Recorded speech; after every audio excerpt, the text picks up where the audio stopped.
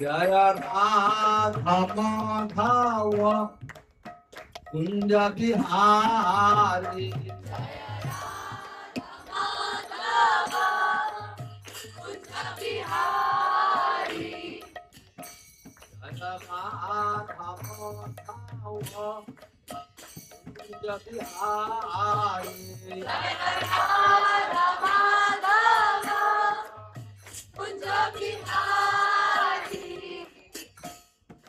गोपी जन बल्लभ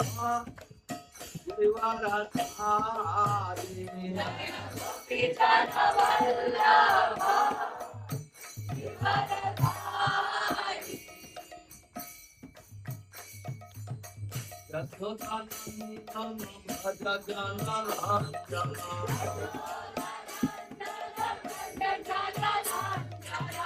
यमुना तीरा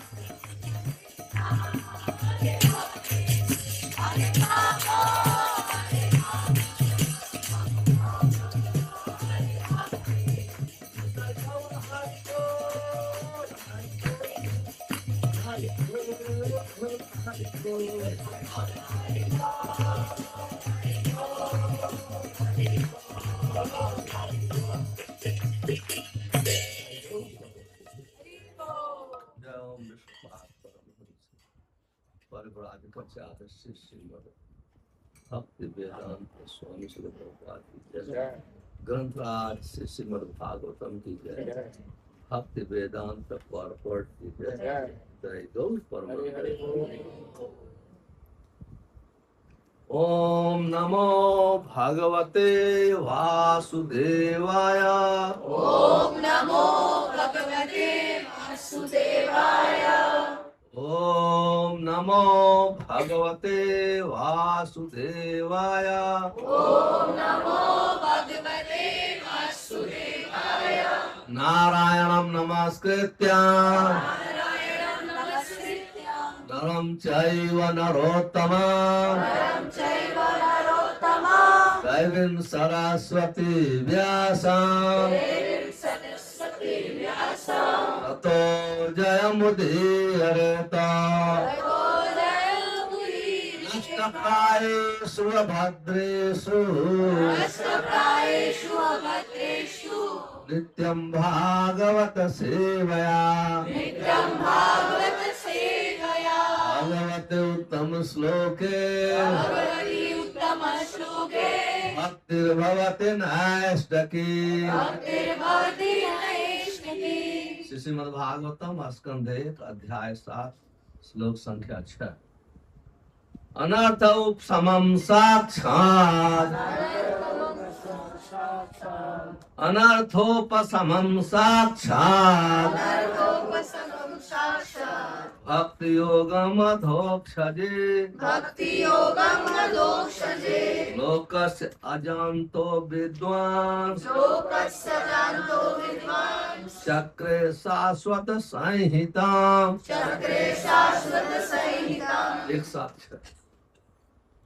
अनर्थोपशमं साक्षात् अनर्थोपशमं साक्षात् भक्ति योगम अधोक्षजे भक्ति योगम अधोक्षजे। लोकस्य जानतो विद्वान् लोकस्य जानतो विद्वान् चक्रे शाश्वत संहिताम्। चक्रे शाश्वत संहिताम्।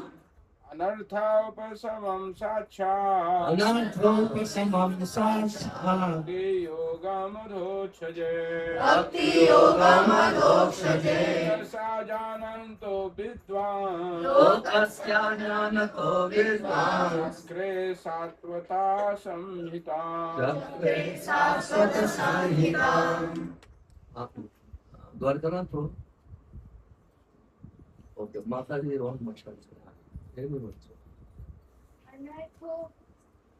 अनर्थोपशमं साक्षात् अनर्थोपशमं साक्षात् भागवत योग अधोक्षजे भक्ति योगम अधोक्षजे लोकसंयजन हेतु लोकस्य जानतो विद्वान् चक्षे शाश्वतं संहिताम्। चक्रे शाश्वत संहिताम्। शब्दार्थ अनर्थ फालतू चीजें समम बहिष्कार निवारण साक्षात प्रत्यक्ष भक्ति योगम भक्ति योगम भक्ति को जोड़ने की विधि भक्ति को जोड़ने की विधि अधोक्षजे दिव्य को दिव्य को लोकस्य लोकस्य समान लोगों का समान लोगों का अजानतः अजानतः न जानने वाले जानने वाले विद्वान विद्वान प्रकांड पंडित प्रमाण पंडित चक्रे संकलन किया शाश्वता परम सत्य के प्रसंग में परम सत्य के प्रसंग में संहिता संहिता वैदिक साहित्य वैदिक साहित्य। अनुवाद इस प्रकार से है, हमारे पीछे दोहराएं। जीव के भौतिक कष्ट जीव के भौतिक कष्ट जिन्हें वह अनर्थ समझता है जिन्हें वह अनर्थ समझता है भौतिक योग द्वारा भौतिक योग द्वारा प्रत्यक्ष रूप से प्रत्यक्ष रूप से कम किए जा सकते हैं, कम किए जा सकते हैं। किंतु अधिकांश अधिकांश जन इसे नहीं जानते। जन इसे नहीं जानते। इसलिए विद्वान व्यासदेव ने इसलिए विद्वान व्यासदेव ने इस वैदिक साहित्य का इस वैदिक साहित्य का संकलन किया संकलन किया जिसका संबंध जिसका संबंध परम सत्य से है। परम सत्य से है। अकबर श्री भक्ति वेदांत स्वामी श्री प्रभुपाद की जय। जीव के भौतिक कष्ट जिन्हें वह अनर्थ समझता है भौतिक योग द्वारा प्रत्यक्ष रूप से कम श्री व्यासदेव ने परम पूर्ण भगवान को देखा। इस कथन से वह सुझाव मिलता है कि भगवान पूर्ण इकाई में उनके अंश प्रत्यंश भी सम्मिलित रहते हैं। अतः उन्होंने उनकी विभिन्न शक्तियों को अर्थात अंतरंगा तटस्था बहिरंगा शक्तियों को देखा। उन्होंने उनके पूर्ण अंश था इनके भी अंशों अर्थात उनके विभिन्न अवतारों को भी देखा और उन्होंने विशेष रूप से बहिरंगा शक्ति से मोहग्रस्त बद्ध जीवों के अवांछित कष्टों को देखा। अंत में उन्होंने बद्ध जीवों के उपचार को भी देखा जो भक्ति योग है। यह एक महान दिव्य ज्ञान है और भगवान के नाम यश कीर्ति आदि के श्रवण तथा कीर्तन से प्रारंभ होता है। सुप्त ईश्वर प्रेम की पुनर्जागृति केवल श्रवण तथा कीर्तन की यांत्रिक पद्धति पर अवलंबित नहीं होती अपितु पूर्ण रूप से केवल भगवान की अहेतु की कृपा पर निर्भर करती है। जब भगवान भक्त की निष्ठा से पूर्ण रूप से प्रसन्न होते हैं तब वे उसे दिव्य प्रेममय सेवा प्रदान कर सकते हैं। लेकिन श्रवण तथा कीर्तन की संस्कृति विधियों से भी भौतिक जगत के व्यर्थ तथा अवांछित दुखों को तुरंत कम किया जा सकता है। भौतिक आसक्ति का इस तरह दूर होना दिव्य ज्ञान के विकसित होने की प्रतीक्षा नहीं करता, अपितु ज्ञान परम सत्य की चरम अनुभूति के लिए भक्तिमय सेवा पर निर्भर होता है। ओम अज्ञानम तिमिरन्धस्य ज्ञानञ्जनं शलाकया चक्षुर्मिलितं तस्मै श्री चैतन्य मनोभीष्टं स्थापितं येन भूतले स्वयं रूप कदा मह्यं ददाति स्वपदान्तिकं।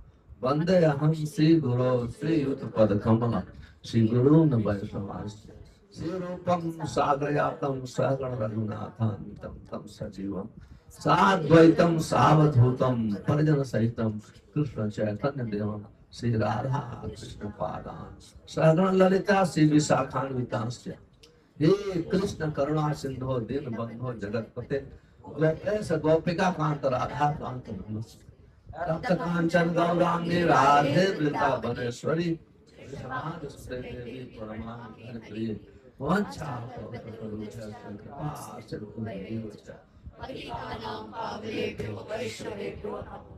श्री कृष्ण चैतन्य प्रभु नित्यानंद श्री अद्वैत गदाधर शिवासादि गौर।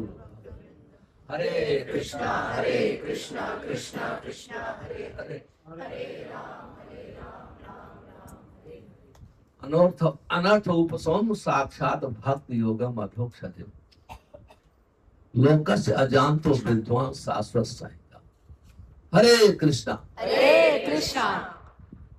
सो हम सभी लोग श्रील प्रभुपाद जी के चिर ऋणी हैं, क्योंकि श्रील प्रभुपाद जी की कृपा से हम लोग विभिन्न कल्चर, संस्कृति, विभिन्न स्थान, देश, प्लेस और अलग अलग स्वभाव के होते हुए भी श्रील प्रभुपाद जी की कृपा से हम आज एकत्र होकर के श्रीमद् भागवतम का रसा स्वागत कर रहे हैं। प्रभुपाद इतने महान महात्मा थे, प्रचारक थे, उन्होंने संपूर्ण कौवों को हंस बनाया। चैतन्य चरितामृत में कहा गया है, स्पर्श मणि यावत लोहा के हेम ना करे तावत चिन्हते न पारे। कहते जो पारस पत्थर है, पारस पत्थर का गुण होता है किसी भी गंदे लोहे को स्पर्श करता है तो सोना बन जाता है। कहते हैं जब स्पर्श मणि जब तक सोने को लोहे को सोना नहीं बदल देती है उसकी पहचान नहीं कोई कर सकता, उसको पहचान नहीं सकता। यही है भक्तों की पहचान। भक्त जो हैं स्पर्श मणि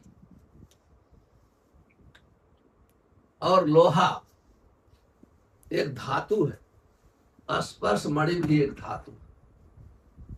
लेकिन अगर देखा जाए जो मनुष्य है, जीव है, वो लोहा से भी ज्यादा खतरनाक होते हैं लोहा से भी ज्यादा खतरनाक होते हैं। लेकिन भगवान के भक्त इतने महान होते हैं, इस प्रकार के से महान से महान पतित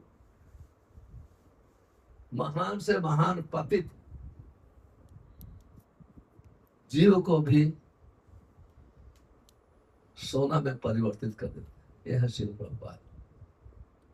इसलिए हम लोग को श्रील प्रभुपाद जी को कभी भूलना नहीं चाहिए। श्रील प्रभुपाद जी का भूलने का, याद करने का क्या अर्थ है, कौन भक्त बता सकता है? मैंने कहा श्रील प्रभुपाद जी को हमेशा याद करना चाहिए, कभी भूलना चाहिए। आप बता सकते हो? आपका नाम क्या है? रानू। मैं कहता हूँ श्रील प्रभुपाद जी को कभी नहीं भूलना चाहिए। तो क्या प्रोसेस है हमेशा याद करने का? Very good. और उनकी शिक्षा के आधार पर अगर जीवन बिताएंगे, इसका अर्थ है हम प्रभुपाद जी को कभी भूल नहीं, कभी भूलेंगे नहीं। उनकी शिक्षा के आधार, बुक्स में उनकी शिक्षाएं हैं, लेकिन जब तक वो शिक्षाएं अपने जीवन में अपनाएंगे नहीं, तब या तो बुक का पढ़ कोई मतलब नहीं। प्रभुपाद जी को हमेशा याद रखना है या उनके ऋण से उनको प्रसन्न करना है, तो उनकी शिक्षा के आधार पर अपना जीवन चलाना है। तो हम लोग ने भागवत 3 दिन के क्लास में डिस्कस किया किस प्रकार से व्यास ऋषि जैसा महान विद्वान भौतिक कार्यों की रचना करके बहुत दुखी हो गए, क्योंकि उनके गुरु जो हैं वो हमेशा दिव्य धरातल पे थे नारद। हालांकि व्यास ऋषि भी दिव्य धरातल पे हैं, लेकिन वो एक भूमिका निभा रहे हैं भौतिक, वो जो क्या सोशल वर्कर होते हैं इस टाइप के। लेकिन नारद श्री हमेशा दिव्य धरातल पे होते हैं। जो दिव्य धरातल पे होता है भौतिक भावनाओं से ग्रसित व्यक्ति को दुख को पहचान लेता है। आप देखते हैं, हमने सुना किस प्रकार से नारद श्री को देर नहीं लगी, 1 सेकंड में पहचान लिए हमारे शिष्य की क्या गलती है। पहचानने के बाद उनको शिक्षा दिए, शिक्षा देने के बाद वहां से चले गए 1 सेकंड में। अब सब सौनक ऋषि ने प्रश्न पूछा, उन गुरु महाराज के चले जाने के बाद नारद ऋषि उनका शिष्य व्यास ऋषि के जीवन की धारणा कैसे उन जीवन चलाए, क्या किया, उनमें कुछ परिवर्तन आया। हम लोग ने इस पे काफी डिस्कस किया, मैं रिमाइंड करा रहा हूं। तब सूत गोस्वामी कहते हैं, हाँ व्यास ऋषि तुरंत ही सरस्वती नदी के किनारे सम्याप्रास नाम का स्थान है, उसकी शरण लिया और वहां व्यास ऋषि ने अपने गुरु महाराज के शिक्षा के अनुसार भगवान के नाम रूप लीला का ध्यान किया। ध्यान करते हैं उनका हृदय निर्मल हो गया, निर्मल शब्द प्रयोग हुआ है। और तब वो क्या देखा, या सम्मोहितो जीवों, कहते ये जीव जो है माया के बस में है, लेकिन वास्तव जीव का माया से कोई संबंध नहीं। अज्ञानता बस वो सोचता है कि माया के साथ हमारा संबंध है। अज्ञानता मतलब तीनों गुणों के वशीभूत होकर। और वो जब देखा तो भगवान को देखा, माया को देखा, भगवान की अंतरंगा शक्ति को देखा, भगवान के जितने अवतार हैं सबको देखा। भगवान अकेले नहीं होते, जैसे प्राइम मिनिस्टर चलेगा साथ में उसका बॉडीगार्ड होगा, उसके पीए होंगे, पूरा समाज चलता है। उसी प्रकार से भगवान अकेले नहीं रहते। इसलिए जब भक्त होते हैं, रूप गोस्वामी लिखते हैं कृत्वा हरि प्रेम भाजम प्रिय वर्ग समन्वित। जो भक्त होते हैं जब भक्ति करते हैं भगवान को अकेले नहीं पसंद करते, उनके पार्षदों के साथ उनको कंट्रोल करते हैं, क्योंकि भगवान अकेले होते नहीं है। आपने कभी कृष्ण को अकेले देखा? हाँ, चैतन्य महाप्रभु के पहले कृष्ण को लोग पेड़ के साथ, कदम पेड़ के साथ, मयूर के साथ ऐसे ही फोटो होता था। लेकिन चैतन्य महाप्रभु जब आए, प्रचार किया, तब हमेशा कृष्ण उनके भक्तों के साथ, ग्वाल बालों के साथ, गोपियों के साथ, नंद बाबा के साथ, यशोदा सुधा मैया के साथ और गायों के साथ। अकेले नहीं होते, प्रभुपाद तात्पर्य में लिखे हैं। क्योंकि आनंद जो है अकेले में नहीं हो, भगवान को भी अपना विस्तार करना पड़ता है आनंद लेने के लिए। इसको कहता है आनंदमयो अध्यासा। तो जब व्यास जी पूरा देखा और देखा, अभी उन्हें पता चला। इसके पहले वो सोचते हैं कि लोगों को कपड़ा चाहिए, रोटी चाहिए, स्कूल बनाना है, हॉस्पिटल बना दें तब सुखी होंगे। लोग देखते हैं ऐसे ही ना। जब व्यास ऋषि अपने गुरु महाराज की शिक्षा के अनुसार अभ्यास किया, तब उनको पता चला कि लोग दुखी क्यों हैं और उसका उपाय क्या है। इसलिए अभी आज के श्लोक में लिखते हैं अनर्थ उपशमम साक्षात्। अर्थ अनर्थ, अर्थ का होता है मनुष्य की क्या रियल वास्तविक आवश्यकता है, कि उसको क्या चाहिए, उसकी प्यास किसकी है, भूखा किसके लिए। अर्थ उसको, अनर्थ का अर्थ है जो उसके आवश्यकता को बंद करे, वहां पहुंचने से रोके। कहते हैं जो मानव जीवन की आवश्यकता है, क्योंकि भगवान के साथ संबंध जीव जो है संबंध तोड़ दिया है, इसलिए वो भिखारी बन के घूम रहा है इस संसार में, गरीब बन के। नहीं तो उसकी क्या जरूरत, हमने डिस्कस किया लक्ष्मी साथ सदा हमारे भगवान कैसे हैं। तो यार जो चीजें भगवान के साथ संबंध स्थापित कराती हैं उसको अर्थ कहते हैं, जो चीजें उनके साथ संबंध को तोड़ती हैं उसे अनर्थ कहते हैं, अनर्थ कहते हैं। तो कहते हैं यहां अब पहले तो अनर्थों को देख लिया कि अनर्थ हैं ये चीजें, जीव जो है उसको जो आवश्यक नहीं है। और हम अपने जीवन में देखा जाए तो देखो आप पहले के लोग कभी कभी बहुत एक जूते होते थे, एक जोड़ी, 2 पेयर 3 पेयर कपड़े होते थे, एक रखते थे, कहीं फंक्शन होता था उसमें जाते थे। आज तो आप देखो बच्चा पैदा होने के पहले 10-20 जूते आ जाते हैं। और कपड़े आप देखो सुबह कितना समय निकलता है। हम लोग तो भक्त हैं, धोती कुर्ता कोई ज्यादा एक ही है पहनना है, उठा पहन लिया, काफी समय निकालना पड़ता है उसको पहनने के लिए। इसको अनर्थ कहते हैं, हमारे लिए आवश्यक नहीं है, जो आवश्यकता है उतना ही रखना चाहिए। ऐसे एक चीज में ऐसे सिंपल उदाहरण दिया, आप सोचिए कितना पहले आप देखिए पहले जो यहाँ कल्चर थी, अभी में कितना हम लोग कितने व्यस्त हो गए क्यों अपने को सजाने में, और उसके लिए कितना परिश्रम कर रहे हैं, कितना वो कर रहे हैं। तो कहते हैं ये सब कितने अनर्थ हमने जुटा लिया है। अभी हालांकि प्राइम मिनिस्टर नरेंद्र मोदी ने देश की प्रगति किया, फिर भी अकाउंट खुलवा करके सबको और लालची बना दिया है। अभी सब एक ढंग से प्रगत है, लेकिन दूसरे ढंग से देखिए वो ये भारत में कितने लोग को अकाउंट नहीं था उनका, अभी इतना लालची हो गया, भोजन भी नहीं कर सकता, बचा बचा के कुछ डालना है, बैंक में कुछ करना है, नहीं होगा चोरी करेगा, ये करेगा वो करेगा। ये जो है ये भौतिक एडवांसमेंट का अर्थ है अनर्थ को बढ़ाना। और व्यास ऋषि ने अभी क्या देखा उसके आगे, ये अनर्थ की दवा क्या है, ये इंपॉर्टेंट।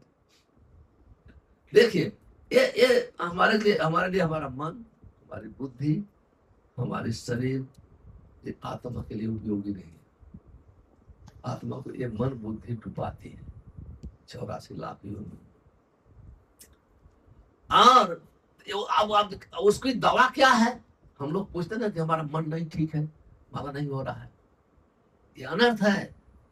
हमारा मन ऐसा नहीं है, ये कृत्रिम मन है, भौतिक इसको कहते हैं। तो कहते हैं जो उसकी दवा बताए भक्ति योग है, इसकी दवा भक्ति है। आप देखिए एक्सपीरियंस, अभी उनको अनुभव हुआ, ऐसा नहीं बुक पढ़ करके वो बोल रहे हैं। वो इसलिए कहते हैं भगवद गीता में तत् विद्धि पढ़ पाते न पर प्रश्न से उपदेशन देते ज्ञानम ज्ञानिने तत्वदर्शिन। जो तत्व का दर्शन किया है, जब तत्व का दर्शन करते हैं, जब तक हमें भगवान का अनुभव नहीं होगा, रियलाइजेशन नहीं होगा, तब तक हमें माया का अनुभव नहीं हो सकता।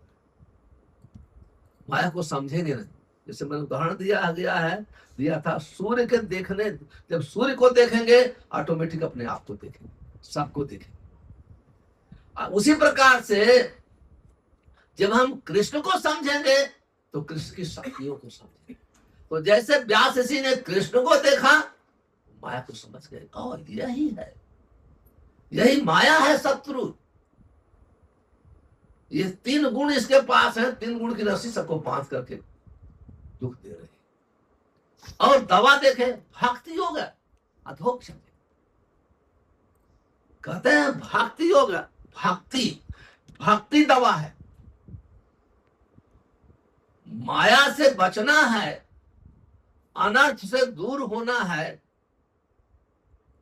तो भक्ति का 2 चीज साथ में नहीं जाएंगे, अनर्थ और भक्ति साथ में नहीं चलेगी। जैसे आप आग जलाएं, पानी डालें, दोनों नहीं हो सकता। गोलोक धाम में हो सकता है, फिर यहाँ भौतिक जगत में नहीं होगा, क्योंकि गोलोक धाम में सबका नेचर एक ही है। आग भी भगवान को संतुष्ट करती है, पानी भी भगवान को संतुष्ट करती है। जैसे भगवान कृष्ण जब वृंदावन में, आप देखिए उनकी लीला कितनी है। राजसू यज्ञ में तो थोड़ी सी अंगुली जल गई, और वृंदावन में पूरी आग पी गए, कुछ नहीं हुआ। आप सफर है, आप देखो, लोग प्रश्न करते हैं, हमको प्रश्न किया, अरे कैसे भगवान का, कैसे वो अंगुली जल गई? बोला वो लीला है, द्रौपदी की रक्षा के लिए आग अपना जला लिए अंगुली, खुद अपनी अंगुली जला लिए, और अब फिर ग्वाल बालों की रक्षा के लिए पूरी आग पी गए। ये कृष्ण है। तो कहते हैं कि जितने भी हमारे अनर्थ हैं, जो हमारे कृष्ण के संबंध को रोक दिया है, समाप्त कर दिया है, केवल भक्ति योग से वो प्रकट हो सकते हैं। तो भक्ति योग इंपॉर्टेंट है, भक्ति योग। और भक्ति ही हमारा वास्तव में धन। इसलिए हमें भक्ति के लिए, जो देखिए अपने धन के लिए परिश्रम करते हैं ना, धन के लिए उसको कमाते हैं, इकट्ठा करते हैं, बैंक करते हैं। तो भक्ति योग धन, हमारा भक्ति योग ही धन है। भक्ति योग कृष्णम श्रवण क्रंदन नर्तन क्रंदन। तो कहते हैं भक्ति के लिए हमको रोना चाहिए, हम भौतिक वस्तुओं के लिए नहीं रोना चाहिए। हम लोग को शाम को जब सोते हैं तो वास्तव में पश्चाताप करना चाहिए, हमारा महाराज कितना अच्छे से नहीं हुआ है। हमको पता है हमारा माला कैसे हो, हम जब करते हैं तो उस समय वही है डेली, और वर्णन है एकादशी के एकादशी दिन, लेकिन भक्त को डेली सोचना चाहिए। कोई भक्त लोग एकादशी का प्लान करते हैं, लेकिन सोते समय याद करना चाहिए कि हमने हमारा माला अच्छा से कर लिया, फिर सुबह जाने तो अच्छा होगा ऑटोमेटिक। तो कहते हैं अनर्थ उपशमन साक्षात भक्ति योग है। ये भक्ति योग से ही हमारा अनर्थ दूर होगा। अभी अनर्थ सारांश में कहा जाए, अनर्थ क्या है? काम, क्रोध, लोभ, मोह, मद, आश्चर्य। ये शास्त्रों में इसको अनर्थ बताया गया, इसका विस्तार बहुत है।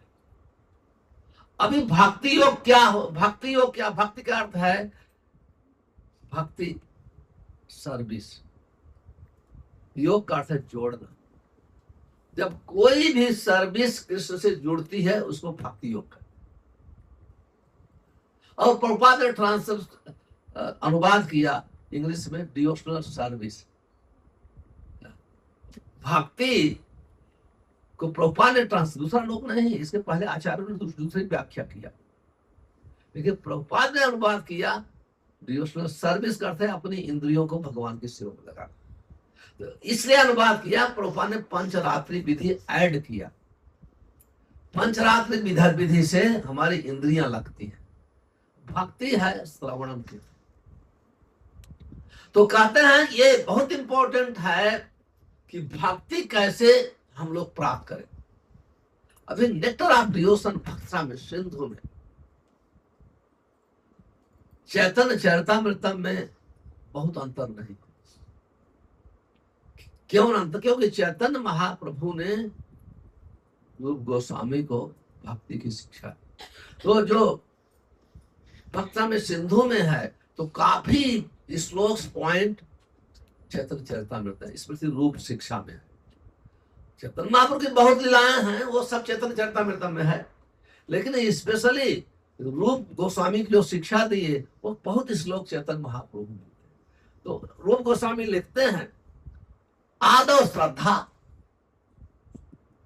कहते हैं भक्ति बहुत इंपॉर्टेंट है। जब तक भक्ति नहीं होगी आप कितना कोशिश करेंगे आप अनर्थ से मुक्त नहीं हो सकते। अनर्थ को दूर करने की दवा भक्ति है, इसलिए हमको अनर्थ के विषय में ज्यादा नहीं सोचना है, भक्ति के विषय में सोचना है। जैसे आपको यहां से गुजरात जाना है, अहमदाबाद नहीं, आपको साधन से आप साधन पे सोचना है, कौन से साधन से जाना है। अहमदाबाद तो मिल जाएगा अगर साधन आपका अच्छा है। उसी प्रकार से हम लोग हमेशा अपने अनर्थों के विषय में ज्यादा सोचते हैं। ना ना, अपना काम है किससे बीमारी दूर होगी, दवा के विषय में सोचना है, ना कि बीमारी के विषय में ज्यादा सोचेंगे तो आप ज्यादा बीमार हो जाएंगे। बेटा है दवा के विषय में ज्यादा सोचिए, चिंता करिए। इसलिए हमको बहुत सावधानी पूर्वक भक्ति के विषय में चिंता करना चाहिए, भक्ति कैसे हो। तो रूप गोस्वामी लिखते हैं आदौ श्रद्धा, कहते हैं जो श्रद्धा इंपॉर्टेंट है, कहते हैं बिगिनिंग की श्रद्धा थोड़ी श्रद्धा, प्रभुपाद लिखते हैं थोड़ी सी श्रद्धा, बहुत ज्यादा जरूरत नहीं है, थोड़ी श्रद्धा होगी। कहते हैं थोड़ी श्रद्धा होगी तो व्यक्ति भक्त को पहचाने। ये गाड़ी पर्सन है, भगवान के आदमी हरे कृष्ण वाले हैं, लोग बोलते हैं हरे कृष्ण वाले हैं, चलो उनसे मिल, श्रद्धा है, भगवान के आदमी है। तो जब जाते हैं तो तब वहां साधु संग चालू होता है। जैसे हमको कोई बता रहा था, इधर ये मीरा रोड की घटना है, शायद आप लोग को पता होगा, शायद कौन बता रहा था, गौरांगा प्रभु बोल रहे, मीरा रोड की घटना है, गिरधारी की घटना है, आप शायद घर के पास प्रभु को पता हो। कहते एक मच्छी मार थे, मुंबई में रहते थे, कोई अफसर थे, अच्छी पोस्ट पे काम करते, लेकिन बॉम्बे में बोलते थे कि उनको मच्छी खाने की वैरायटी नहीं मिलती थी। मच्छी खाने की वैरायटी नहीं मिलती थी, तो अपनी वाइफ से सोचे कि यहाँ एक ही टाइप की, दो तीन टाइप की मच्छी मिलती है, मजा नहीं आता, बेटर है हर प्रकार की वैरायटी मीरा रोड में मिलती है, शायद यहाँ मार्केट बड़ी है मच्छी की। तो वो लोग वो केवल मच्छी खाने के लिए मीरा रोड आ गए, और वो मच्छी खरीदने के लिए जाते थे तो यही रास्ता गिरधारी के सामने वाले रोड से जाते थे, कहीं होगा कहीं मार्केट, शायद इधर ही है। तो मैं सुना तो बोले कि एक दिन वो हमेशा कीर्तन चलता रहता है ना, रोड पे ही मंदिर रहता हो, ये लोग चलो हरे कृष्ण वाले हैं, बड़ा नाम सुना है, कभी न्यूज़पेपर भी आते हैं, एडवर्टाइज भी होता है, चलो देखें अंदर क्या है। हस्बैंड वाइफ अज्ञात सुकृति, हस्बैंड वाइफ प्रवेश किए, और भक्त तो जो होते हैं ना पहचान, और नया आदमी नए पर ज्यादा ध्यान देते, कोई भक्त मिल गया, कोई भक्त मिल गया, आइए देखो, जिसका यही प्रचार है, प्रचार के लिए विद्वान नहीं बनना है, केवल हमको स्वागत करना, वेलकम, आइए। तो जब वो बुलाया तो उसको बहुत आराम से चरणामृत दिया, क्या चरणामृत है भगवान का, उसको घुमा के परिक्रमा कराया, तो उसको फिर दर्शन करके वो ज्यादा नहीं बताया, इतना ही बताया, और बोले अच्छा एनी टाइम आप आया करो। उनको बहुत अच्छा लगा है, किसी मंदिर में तो ऐसा कोई स्वागत नहीं करता है। वो पहली बार मंदिर गए थे हमारी गांव से, अब दूसरे मंदिर में जाएंगे, हिंदू मंदिर में, सनातन टेम्पल, हाँ कोई मंदिर इतना कोई पूछता थोड़ी है, सब हनुमान जी को तेल और सिंदूर लगाने में ही बिजी रहते हैं। और शिव जी को बेलपत्र, वो वहां तो कंपटीशन होता है, लेकिन यहाँ तो नए लोग का स्वागत। तो फिर एक वीक के बाद अच्छा हो, फिर वो भाई तो वही भक्त मिल गया, फिर उनको फिर वो पहचान थोड़ा हो जाता है, आइए प्रभु जी आइए। तब उनको घुमा के फिर वो तब पुस्तक दिखाया और एक छोटी पुस्तक पकड़ा दिया। इस प्रकार से उनका चालू हो गया। आप सोचिए, जब प्रभुपाद जी की पुस्तक पढ़ना चालू कर दिए, तो ये कहते हैं साधु संग भजन, आदर श्रद्धा, थोड़ी श्रद्धा थी।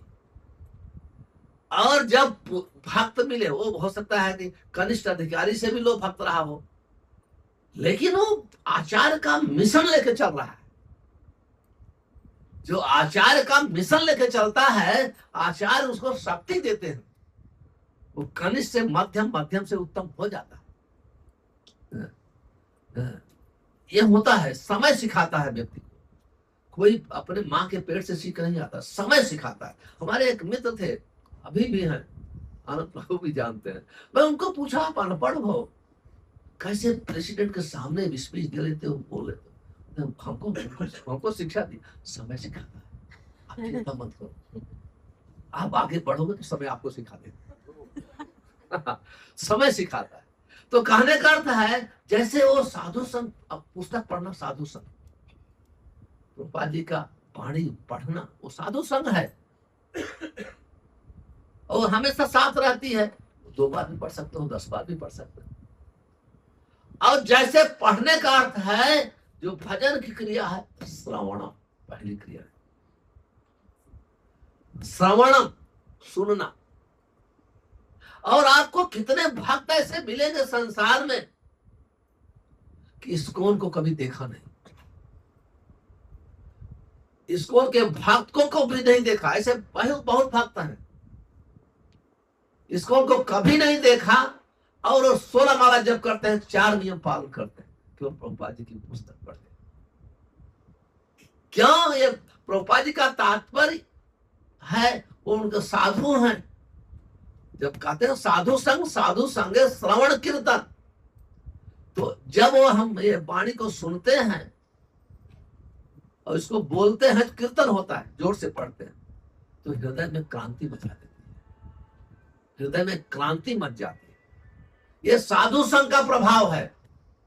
और जिसकोन का जितने भी डिओटी होंगे, 90% लोग श्रील प्रभुपाद जी के तात्पर्य का एसोसिएशन करके, संग करके भक्त बने, संग करके भक्त बने। इसलिए हमारे गुरु महाराज कहा करते थे, परम पूज्य गोपाल कृष्ण महाराज कहते थे कि मेरा लेक्चर 5% सुनो, 95% अब इसका क्या अर्थ हुआ? इसका अर्थ हुआ वो अपने गुरु महाराज के प्रति 101% समर्पित था। वो इसलिए बोलते थे, ऐसा नहीं कि उनकी वाणी में ताकत नहीं थी, ऐसा नहीं, ताकत थी, और ताकत थी इसीलिए इतना प्रचार किया। लेकिन ताकत क्यों थी? वो समर्पण। अब इसलिए दूसरा कारण नहीं था, महाराज का बोलने का दूसरा कारण नहीं था, एक ही कारण था कि वो प्रभुपाद जी के प्रति बहुत ही 100% समर्पित थे। इसलिए वो चाहते थे कि हर व्यक्ति प्रभुपाद जी का संग करे, हर व्यक्ति। और यही कारण था उन्होंने अपने विल में लिखा, अपने विल में लिखा। तो जब तक व्यक्ति अपने गुरु के प्रति समर्पित नहीं होता है, जैसे प्यास से सीतारा के प्रति समर्पित हुए, ये परंपरा ऐसे ही आती है। वो आध्यात्मिक प्रभुपाद जी पे तात्पर्य लिखते हैं यहाँ, ऐसा नहीं समझना चाहिए कि हमारा साधन जो है हमें भगवत प्राप्ति करा देगा। भगवान की कृपा ही हमको भगवत प्राप्ति करा दे। आप लोगों ने सुना होगा, बड़ा प्रार्थना, अपना साधन करते हैं, हमारे साधन से साधु लोग खुश होते हैं, बस इतना ही है। अच्छा से साधन करेंगे ना, कोई भी भक्त होगा, साधु लोग प्रसन्न होते हैं। जब साधु लोग प्रसन्न होते हैं तभी भगवान की कृपा मिलती है। ये सिस्टम है कृपा प्राप्त करने का। कोई किसी को अगर अपने साधन पे गर्व हो, चाहे वो कितना भी माला करे, कभी भगवत प्राप्ति नहीं हो सकती, कभी भी नहीं। चैतन्य चरितामृत में वर्णन है, कृष्ण यदि छूटे भागते भुक्ति मुक्ति दिया, स्वचरणामृत न दे राखे। यदि अपने भाग से भगवान मुक्त हो जाते हैं, उनको भौतिक ऐश्वर्य दे करके, मुक्ति भी दे करके, वो आराम से दे जाते हैं। अपनी भक्ति नहीं देते जल्दी, अपनी भक्ति जल्दी नहीं देते हैं। भक्ति कौन देता है? वही वर्णन हो रहा है। भक्ति भक्त देता है। कैसे देता है? जब उसको सुनते हैं, हमने सुनने का वर्णन किया था, आज्ञा पालन करते हैं। तो जब भक्ति की क्रिया चालू हो जाती है, जब भजन उसको कहते हैं, जैसे भक्त से मिलेंगे हमारा भजन चालू हो जाएगा। आप लोग अनुभव किया होगा, यहाँ देखिए कितने लोग सबसे मिलते रहते हैं, लेकिन जैसे आप भक्त से मिले, आप क्यों आ रहे हैं? किसी से मिले होंगे, किसी भक्त से मिले होंगे, नहीं तो आपका भजन कैसे चालू हो रहा है? भजन पहले इसको कितना महान मूवमेंट है, इतना महान मूवमेंट है, क्योंकि चैतन्य महाप्रभु पहले केवल जो साधु होते थे उससे ही, उसको जो मंदिर में फुल टाइम रहता है या धाम में रहता है, उसको ही साधु मानते हैं। लेकिन प्रभुपाद जी ने शास्त्रों के आधार पर प्रस्तुत किया, साधु वो है जो सत्ता कीर्तन तो मांगे अतंत नमस्यत मां भक्ता नित्युक्त उपास, तुम्हें ना कीर्तन करता है सतत मेरी सेवा। और वो बिजनेस करते हुए आप कर सकते हैं, नौकरी करते हुए सब कर सकते हैं, माताएं भी कर सकती हैं। तो सभी साधु हैं, सभी साधु हैं। इसलिए इस्कॉन ऐसी सोसाइटी है, आज बिजनेसमैन भी गुरु है, बिजनेसमैन भी जीबीसी है, वर्कर क्लास नौकरी करने वाले भी जीबीसी। बिगिनिंग में जो कोई फुल टाइम सेवा करता था वही ही वो होता था जीबीसी गुरु।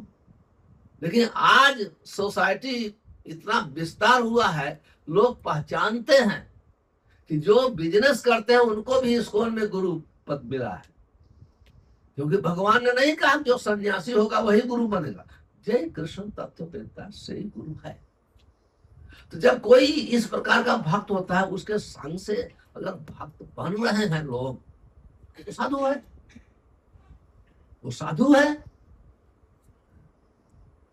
तो यही है भजन क्रिया। अगर वो भजन में लगाता नहीं है तो अनर्थ निवृत्ति नहीं होती। कैसे आप लोग जप कर रहे हैं, इतना टाइम दिया, तो कहते हैं अनर्थ जो है संपूर्ण अनर्थ निवृत्ति हो जाते हैं। अभी भक्त श्री भक्तवृंद ठाकुर अनर्थों का अलग अलग ढंग से वर्णन करते हैं। जैसे कहते हैं अनर्थ के कारण भ्रम होता है, हम शंका में रहते हैं। इसलिए भक्तवृंद लिखते हैं, ठाकुर लिखते हैं तत्व भ्रम। तत्व का भ्रम का अर्थ है हमको शंका होती है, कृष्ण भगवान है कि नहीं भगवान। सबको, बहुत लोग को शंका होती है शिव भगवान है, ब्रह्मा भगवान है। क्रिश्चियन को होती है तो कहते हैं जीसस भगवान है। जब जीसस ने कहा कि I am son of God, मैं भगवान का पुत्र हूं, लेकिन वो लोग चारों तरफ डांका पीटते हैं कि ना जीसस भगवान है, Jesus is the only way, वही एक है, दूसरा कोई रास्ता नहीं। मुस्लिम लोग बोलते हैं नहीं मोहम्मद, जब पता है मोहम्मद पैगंबर थे, लेकिन उनको ही मानते हैं, तो भ्रमित है सब। तो कहते हैं जो तत्व भ्रम है वो भक्तों के एसोसिएशन से, उनके तत्व के विषय में, नाम की महिमा के विषय में, रूप के विषय में, गुणों के विषय में, जब भक्तों से और शास्त्रों को पढ़ते हैं, दो चीज इंपॉर्टेंट है। शास्त्र को पढ़ना, उसको शास्त्र अभ्यसनम कहते हैं, और भक्तों से सुनना, ये दोनों से ये तत्व भ्रम हमारे दूर हो जाते। तत्व भ्रम, ये तत्व दूर हो जाते, तब हम कृष्ण को भगवान माने। प्रभुपाद जी बहुत सुंदर उदाहरण देते हैं प्रैक्टिकल। एक श्याम सुंदर की डॉक्टर थी, प्रभुपाद जी के डिसाइपल थे श्याम सुंदर। हाँ? सरस्वती। तो उनकी लड़की थी, छोटी सी लड़की। प्रभुपाद जी बॉम्बे में ये जब पंडाल प्रोग्राम किए तो आगे रहती थी। वो कहती थी, वो छोटी बच्ची, do know who's God, who's Krishna. जब कोई बोलता था, नहीं बोलता वो डीमन। और लोग बुरा नहीं मानते, छोटी बच्ची ऐसे बोल, Krishna is suffering personally of God. वो कहते सीट पीछे। आप देखिए शास्त्र भी यही कहता है। और वो कहते थे बच्चे लोग, किसी को आप सब भी बोले लोगों को बुरा नहीं लगता है। तो साधु संग से तत्व भ्रम, नाम की महिमा, नाम ही ओनली वे, सब दूर हो जाता है। दूसरा भक्तों ठाकुर कहता है असत तृष्णा। असत का अर्थ है झूठी। इस संसार में बहुत हमारी प्यास है, हमारी कामनाएं बहुत है, जो अर्थ से हमको दूर, भक्ति कृष्ण प्रेम से दूर ले गया। हमारा अर्थ का अर्थ है कृष्ण प्रेम, उससे दूर ले जाते। और ये असत तृष्णा बहुत खतरनाक है। और ये ज्ञान की भावना भी असत तृष्णा है, स्वर्ग जाने की भावना भी असत तृष्णा है। इसलिए श्री रूप गोस्वामी लिखते हैं, भुक्ति मुक्ति इस आवत हृदय पर से। जब हमारे हृदय में भुक्ति और मुक्ति, भोग की भावना का अर्थ है स्वर्ग जाने की भावना, क्योंकि सबसे उत्तम कोट की इंद्रिय तृप्ति स्वर्ग में होती है। यहाँ व्यक्ति इंद्रिय तृप्ति करके बीमार हो जाता है। इंद्रिय तृप्ति करना चाहेगा बहुत पैसा खर्च होता है, जैसे इंद्रिय तृप्ति करना चाहेगा कितना टेंशन आ जाता है, कितना बचना पड़ेगा लोगों से, कितना, आप देखो कितना ज्यादा प्रॉब्लम होता है। यहाँ का मेन प्रॉब्लम है इंद्रिय तृप्ति। जो अपने इंद्रियों पर बस में करता है ना, उसका जीवन बहुत अच्छा चलता है।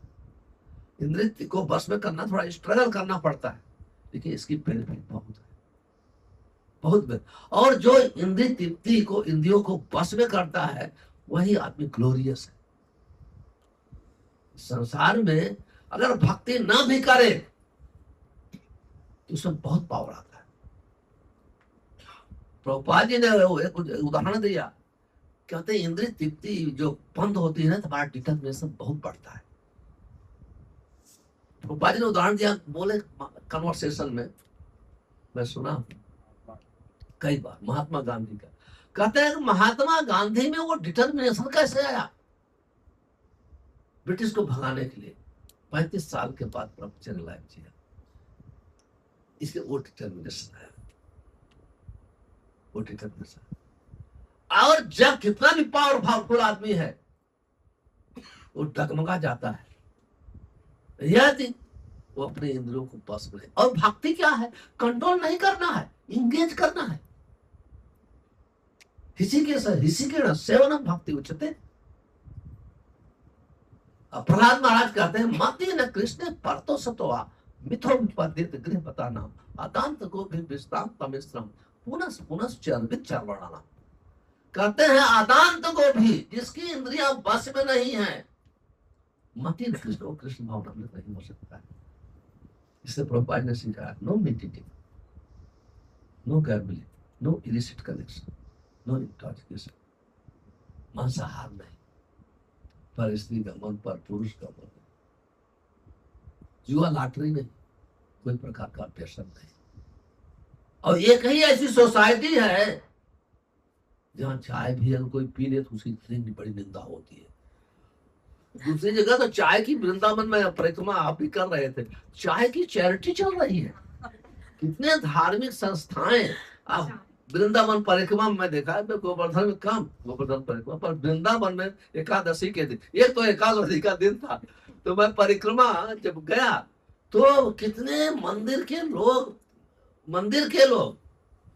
बड़ी बड़ी पलटा ले करके इतना बड़ा बड़ा चाय बना करके सबको बांट रहे। एक ही सोसाइटी है प्रभुपाद जी ने क्रिएट किया। कोई आदमी एक आधा कप ही पी ले चाय, वो पूरे स्कूल में शोर हो जाएगा, मेल चारों तरफ हो जाएगा, वर्ड ये तो चाय पी लिया, ये तो चाय पी लिया। ये सोसाइटी की प्योरिटी तो देखो। आप देखिए, लगता है बहुत इतना बड़ा वो पाप कर दिया है कि उसका मुंह मत देखो। एक बार गुरु महाराज लगभग 91 में की बात है, आए ने, नाम मैं नहीं दूंगा, महाराज हमको बोले वो पता है, हम अपने डिसाइपल के पास गए तो उसको माया से निकाल लेके तो चाय पी लिया।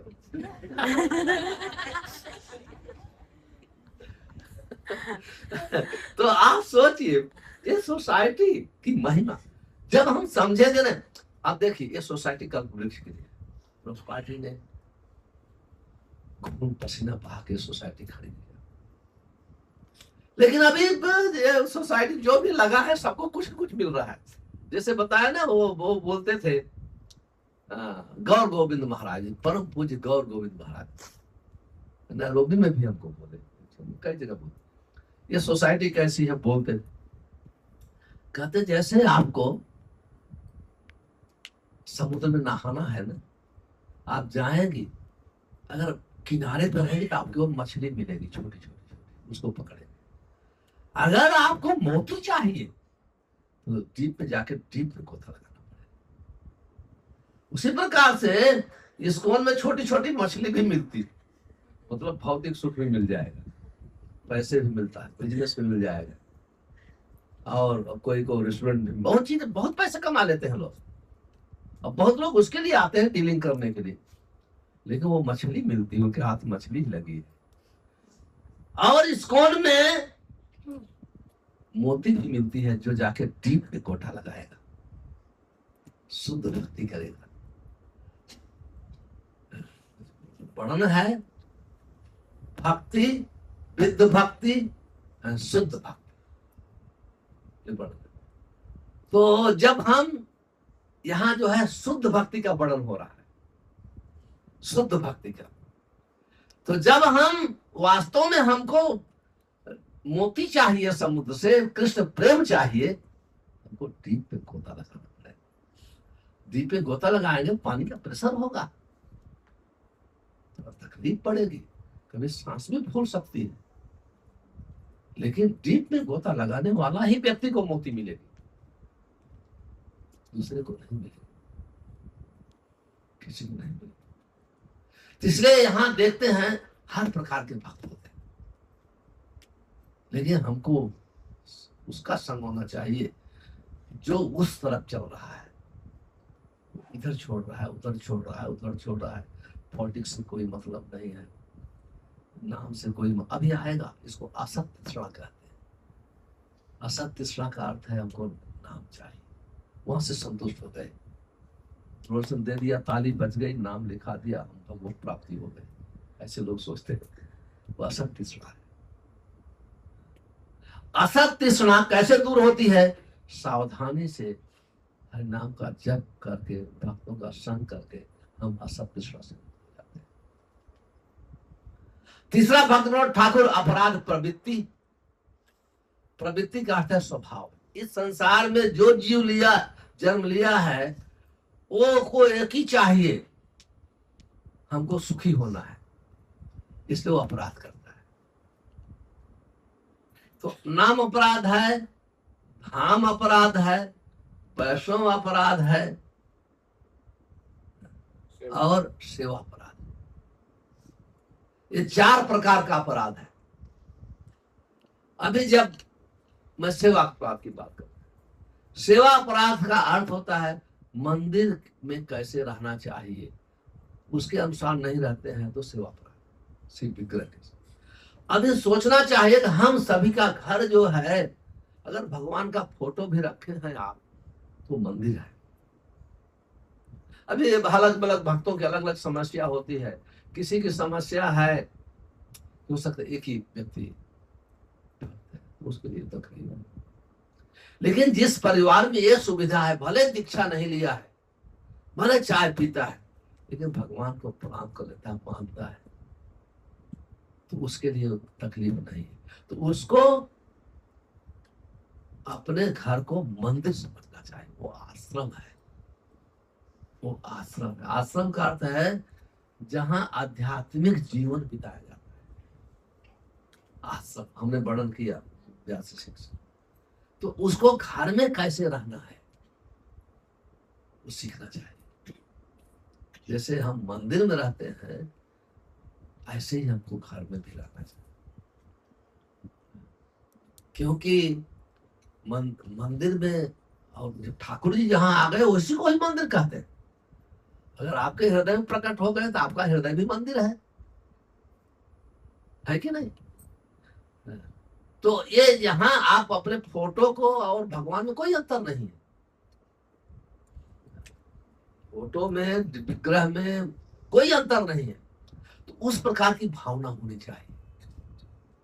जैसे द्वारकानाथ प्रभु सुंदर मंदिर है, वो लगता है विचार नहीं सुंदर हो, फोटो भी रखिए, पर आपकी भावना सुंदर होनी चाहिए। भावना सुंदर होनी चाहिए ये हमारा। इसलिए देखिए ठाकुर जी इतने कृपालु हैं। लोग छोटी सी डिब्बी में शालिग्राम को रख करके, बंद करके, जेब में, पैकेट में ले चलते हैं। लेकिन ठाकुर जी हर प्रकार की सेवा को स्वीकार करते हैं। की भावना, भाव कराए जनार्दन। तो कहते हैं नाम सेवा अपराध, जो सेवा करते हैं। और धाम में सारे मंदिर एक धाम है, घर एक धाम है, उसमें जो भगवान रहते हैं, सेवा, उसमें अपराध नहीं करना चाहिए। तो अब इसमें डिटेल पढ़ने की जरूरत नहीं है, समय तो भी ज्यादा नहीं है, 5 मिनट ही। तो फिर इंपॉर्टेंट है वैष्णव अपराध। ये बहुत इंपॉर्टेंट है। जो वैष्णव अपराध करता है वही नाम अपराध करता है, वही धाम अपराध करता है, वही सेवा अपराध करता है। इसलिए वैष्णव अपराध को कहा गया हाथी माता, मतवाली हाथी। जैसे मतवाला हाथी किसी गार्डन बगीचे में जाएगा तो तहस नहस कर देता है, उसी प्रकार से अपराध रूपी मतवाला हाथी भक्ति रूपी बगीचे में जाएगा, सब तोड़ के तहस नहस कर देगा। दूसरा अपराध हो रहा है, यदि वैष्णव अपराध नहीं होता है, दूसरा अपराध जिनके पता चलता है। इसलिए बहुत इंपॉर्टेंट है। और इसमें कभी नहीं सोचना चाहे कनिष्ठ अधिकारी है, एक दिन का भी भक्त है, एक नाम लेता है, उसको भी अपराध नहीं करना चाहिए। कभी कभी बोलते ना जो उत्तम अधिकारी है, महान भक्त ना, रूप गोस्वामी लिखते हैं, कृष्ण यक्ष गिरि मनसाद्रियेत दीक्षत चेत प्रणत भी भजंत ईशम निंदादि शून्य इप्तम निंदादि शून्य हृदयम ईशितम संगलब्ध्वा। श्री रूप गोस्वामी कहते हैं, ये बहुत, देखिए गोस्वामियों का ग्रंथ इतना महान ग्रंथ है, हमारे प्रैक्टिकल जीवन को स्वच्छ बनाता है। प्रैक्टिकल जीवन में कैसे शिक्षा अपनाना चाहिए, दैनिक जीवन में, सारी दैनिक जीवन में, प्रतिदिन। कहते कोई भी एक नाम ले, इसका अर्थ नहीं है कि उसको व्यासासन बिठा दो, मन में आदर देना चाहिए। ये करोड़ों करोड़ों जीव भ्रमण कर रहे हैं इस संसार में, इसके जीवन में एक नाम तो आया, आदरणीय है। फिर यदि व्यक्ति साधु संग करके 16 माला जप कर रहा है, 4 नियम का पालन करता है, दीक्षा लिया है, उतना इनफ नहीं है, साथ में ठाकुर जी की सेवा, मंदिर से कनेक्टेड है। मंदिर पावर हाउस है, प्रभुपाद जी का पावर हाउस है। कुछ भी हो जाए फिर भी कनेक्शन तोड़ना नहीं चाहिए। किसके थ्रू कनेक्शन होता है? श्री प्रभुपाद जी, श्री प्रभुपाद जी की शिक्षा के थ्रू। हो सकता है किसी कनिष्ठ अधिकारी के साथ, कनिष्ठ अधिकारी में परोपकार की भावना नहीं होती है, इसलिए विचार नहीं करता, विचार पे बल नहीं देता। कनिष्ठ अधिकारी जीबीसी भी हो सकता है, कनिष्ठ अधिकारी प्रेसिडेंट भी हो सकता है, कनिष्ठ अधिकारी सन्यासी भी हो सकता है। आश्रम से कोई मतलब नहीं। आप जो जीवों पर दया करता है वो मध्यम अधिकारी है। उसके साथ चैतन्य महाप्रभु ने कहा, नामे रुचि जीवे दया वैष्णव सेवा। ये 3 इंपॉर्टेंट पॉइंट होता है। नाम में रुचि उत्पन्न करना चाहिए, हमारी कोशिश होना चाहिए। अभी कहें कैसे होगी? नाम जप करके रुचि आएगी, दूसरा कोई तरीका नहीं। नाम करिए रुचि आएगी। नाम प्रभु ही आपको संपूर्ण अपराध से मुक्त कर देंगे, केवल सावधानी पूर्वक जप करना।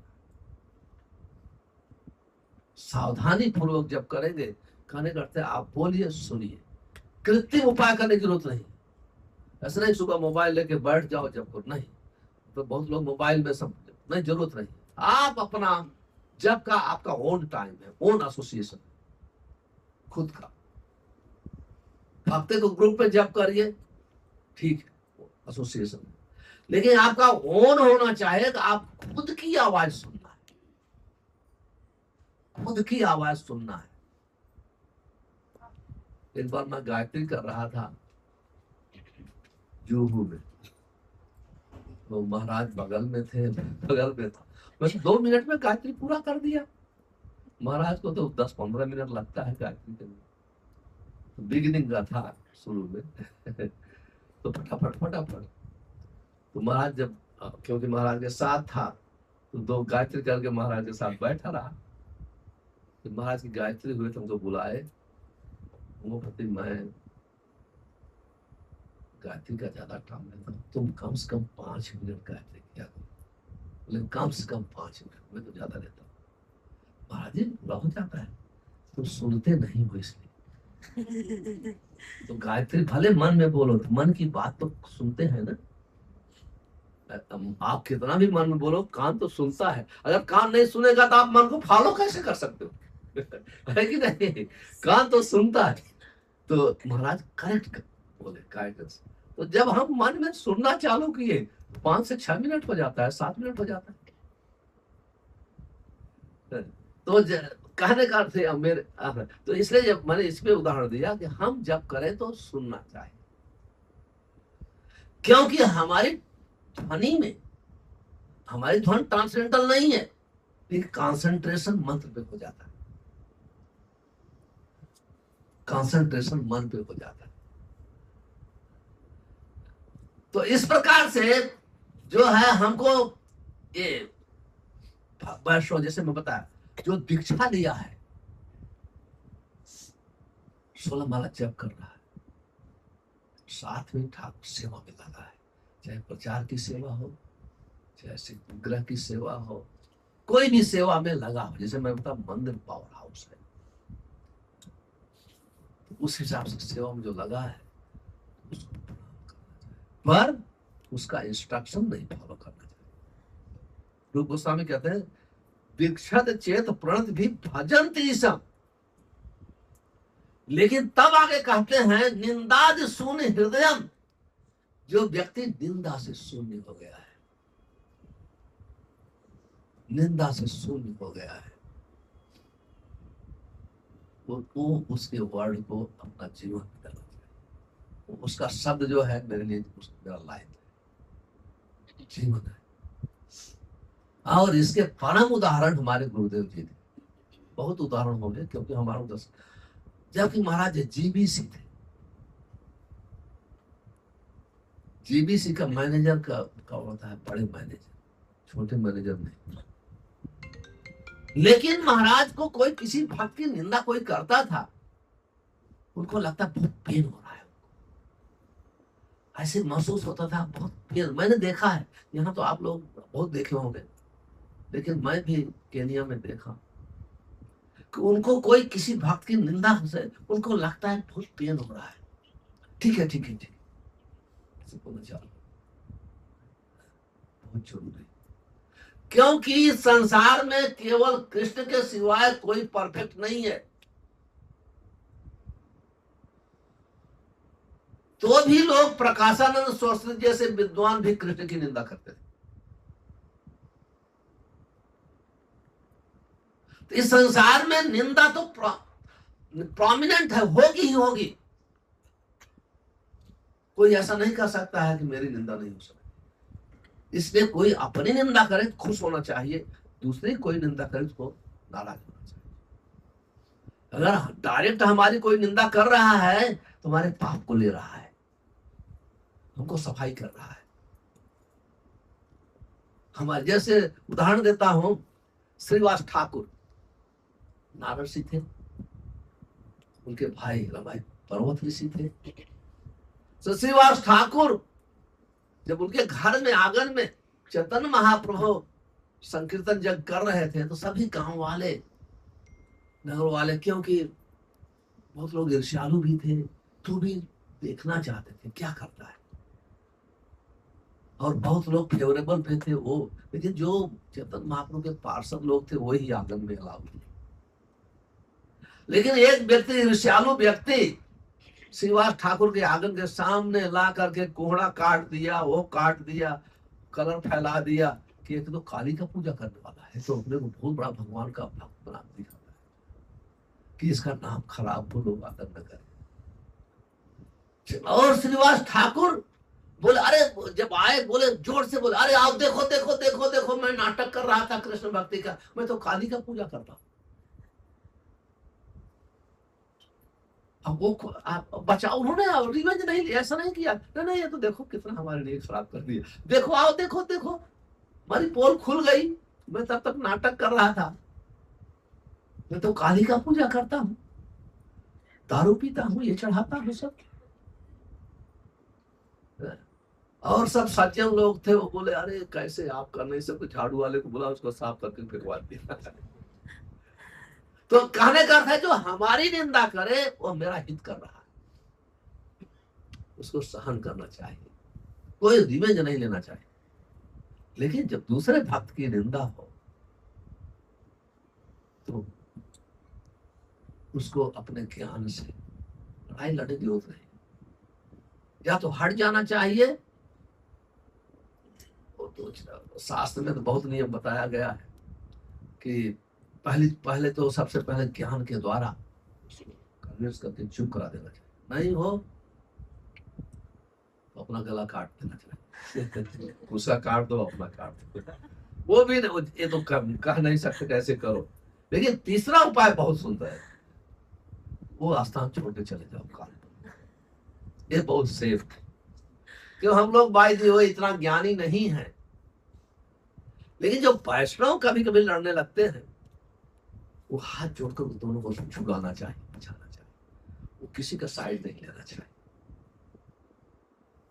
किसी का साइड नहीं लेना, क्योंकि ये संसार में पैसों की लड़ाई कैसी है, 1-2 घंटे लड़ेगा, फिर कीर्तन में नाचेगा खूब, और शाम को साथ में पुसाल ले। प्रभुपाद जी कहते हैं कि पैसों की कैसी लड़ाई है, कहते हैं बम्बा रंभे, बंगाली में कहते हैं, जैसे जो 2 बकरियां लड़ती हैं, खूब ठक ठक ठक ठक, कोई बोलेगा हट हट, ये भक्तों की मिसअंडरस्टैंडिंग ऐसे होती है। इसलिए बहुत उसमें जो आदमी, वो तो 2 वैष्णव का मिसअंडरस्टैंडिंग दूर हो जाएगा, वो मित्र ही है। लेकिन जो किसी का साइड लिया वो अपराधी हो जाता है, उसको भक्ति से दूर हो जाता है। इसलिए कुछ ना करो तो थोड़ा हाथ जोड़ो, प्रभु पता है साथ में प्रसाद तो लेने वाले ही है, 2 दिन के बाद 4 दिन के बाद प्रसाद तो लेने वाले ही है। और कभी कोई बड़े वैष्णव का भी आदर होता। प्रभुपाद जी जैसे अपने गुरु भाइयों का, प्रभुपाद जी का मिशन गुरु महाराज के अपने प्रति समर्पित थे, उनके मिशन से उनके गुरु भाई हैं। कभी अपने भाई जैसे हम डांट देते हैं ना, तो ऐसे ही गुरु भाई लोग भी होते हैं। तो कभी भी गुरु भाई को निरादर नहीं होना चाहिए, कभी भी नहीं, ये होना ही नहीं चाहिए। ऐसा नहीं कि आप बड़े पोस्ट पे बन गए तो अपने गुरु भाई को, नो, छोटा है तो क्या, हमारा गुरु भाई। चैतन्य महाप्रभु स्वयं चैतन्य महाप्रभु के पास जब गोविंद आए उनकी सेवा के रूप कैसे हो सकता है? मेरा भाई, मेरे गुरु का शिष्य। तो उन्होंने कहा नहीं, ईश्वर पुरी ने मुझे आदेश दिया है कि मैं गोलोक वृंदावन जाऊं, अपने समाप्त करूं, भगवान के धाम जाऊं, तुम जाके चैतन्य महाप्रभु की सेवा करो। तब चैतन्य महाप्रभु देखो भगवान थे, ये एटिकेट सिखाते हैं। स्वयं डिसीजन नहीं लिया। सार्वभौम भट्ट को बोला, सार्वभौम अभी आप बताओ क्या किए। एक तरफ तो गुरु का आदेश है, दूसरा एक गुरु भाई है, मैं कैसे? सार्वभौम भट्ट, गुरु का आदेश सर्वोपरि है। तब चैतन्य महाप्रभु, जबकि वो देख यही है, अगर आपको जानते हो मैं सही हूं तो एक वैष्णव की अनुमति लेना चाहिए। आप जानते हैं शास्त्र में लिखा है सब, फिर भी जब तक एक वैष्णव की अनुमति नहीं लेते हैं हम भक्ति में सफल नहीं हो सकते। ये चैतन्य महाप्रभु ने दिखाया, अनुमति लिया। तो कहने का अर्थ है ये वैष्णव अपराध के लिए बहुत सावधान रहना चाहिए। नाम अपराध ये महाअपराध है। नाम नो बगा यश ही पाप। नाम के बल पे कभी पाप नहीं करना, कभी भी। हमेशा पश्चाताप करना चाहिए, हमारा पापी हृदय है, लेकिन नाम प्रभु इसको साफ करो। इसलिए कहते हैं चैतन्य महाप्रभु, आई नंदन तनुज किंकिना पतितम माम विस्मृत। हर व्यक्ति को, हर सबको, हम इस भवसागर में गिर गया हूं तो अपना सर उठा के नहीं चलेगा, घमंड नहीं होगा, गर्व नहीं होगा। कभी नहीं कहा हम तो वैष्णव हो गए हैं, हम तो दीक्षित हो गए, बड़े प्रचारक हो गए। नहीं, प्रचार तो एक सेवा है, हमको शुद्ध कर देगी। प्रचार, कोई भी सेवा अपने लाभ के लिए। हालांकि आप प्रचार करेंगे तो दूसरे को लाभ होगा, लेकिन अपनी भावना होनी चाहिए, ये सेवा से मेरा हृदय पवित्र हो, मेरे अनर्थ दूर हो गए। हमेशा इसी भावना से, परिणाम मिले या ना मिले, परिणाम तो मिलना ही है। कहते हैं जो भगवान के नाम का प्रचार करेगा, एक तो पहला प्रभाव उसके ऊपर ही पड़ेगा, दूसरा प्रभाव जो है जो भी सुनेगा उसके ऊपर ही पड़ेगा, चाहे पशु हो, पक्षी हो, कोई भी हो। वो तो परिणाम तो श्योर है, लेकिन प्रचारक की, सेवक की भावना होना चाहिए, इससे मुझे ही लाभ होगा, मेरा हृदय पवित्र होगा, मेरा हृदय। तब नम्रता आती। पूरी शेर कीट है ते मुझ से अकृष्ट, जगाई मधाई है ते मुझ से। चैतन्य चरितामृतम के आधार रचयिता कृष्णदास कविराज गोस्वामी। कृष्णदास कविराज गोस्वामी बहुत महान, सब महान महान वैष्णव ने उनका साहस नहीं हो रहा था हम चैतन्य महाप्रभु की लीला का वर्णन करें। आसान नहीं है, जब तक कोई ट्रांसलेटर धरातल पे न हो, कभी भगवान के विषय में लिखना नहीं चाहिए, बुक नहीं लिखना चाहिए। तो सब वैष्णव ने उनको प्रार्थना किया, चैतन्य महाप्रभु की लीला का वर्णन करें। तो भी वो सोचते हैं कि चैतन्य महाप्रभु का वर्णन करूं। फिर जब वैष्णव के परमिशन मिला तो राधा मदन मोहन जी के पास चले, उनके गले से काला गिर गया, उसको हम लोग क्या बोलेंगे, वो जो माला बनाया था वो ताका प्राप्त नहीं था, टूट गया। हम देखेंगे ऐसे कुछ देते ना, तो गिर गया, कुछ मुकुट गिर गया, ये गिर गया, उड़ गया, तो पुजारी को ही ब्लेम करते सेवा जो सेवा करता है। लेकिन कृष्णदास गोस्वामी ने कहा ना, अभी परमिशन। और उनकी भावना क्या थी कि मैं लीला का वर्णन नहीं कर सकता हूं, जो वृंदावन था ठाकुर ने जिनका जूठा बचा है, जो छोड़ दिए हैं, वही मैं वर्णन कर। मैं दम्भ मतलब गर्व नहीं होना चाहिए, उससे अधिक वर्णन किया दिया उनसे। अपराध बहुत ढंग से होता है, बहुत ढंग से होता है। तो इस प्रकार से हम लोग को असत से तृष्णा है, उससे बचना चाहिए, नाम अपराध से बचना चाहिए। बहुत ऐसी चीजें हैं, ये सावधानी, स्पेशली जब सावधानी पूर्वक जप करते हैं, भक्तों का संग करते हैं, जितने अनर्थ हैं हम दूर हो जाते हैं। तो इस लोग क्या कहते हैं, अनर्थ उपशमम साक्षात भक्ति हो लोकस्य जानतो विद्वांस चक्र। ये इस संसार में किसी को पता नहीं, लोक का अर्थ है ऑर्डिनरी आदमी। इसलिए हमने श्रीमद् भागवतम की रचना की, इसीलिए श्रीमद् भागवतम। अभी श्रीमद् भागवतम जो उन्होंने रचना किया, उसको कैसे अपनाना है, उसे लाभ कैसे होगा, एक कल के श्लोक में, आने वाले श्लोक में वर्णन करते हैं। श्री व्यास जी स्वयं ही। तो हम कल उसका कल भी तो है, तो उसका रसास्वादन करेंगे। सब अंत में आप सभी अनंत प्रभु हमारे परम मित्र हैं और इसको मुंबासा के टेम्पल प्रेसिडेंट हैं। उन्होंने अकेले बहुत बड़ा प्रोजेक्ट किया, out of India one of the best temple out of India.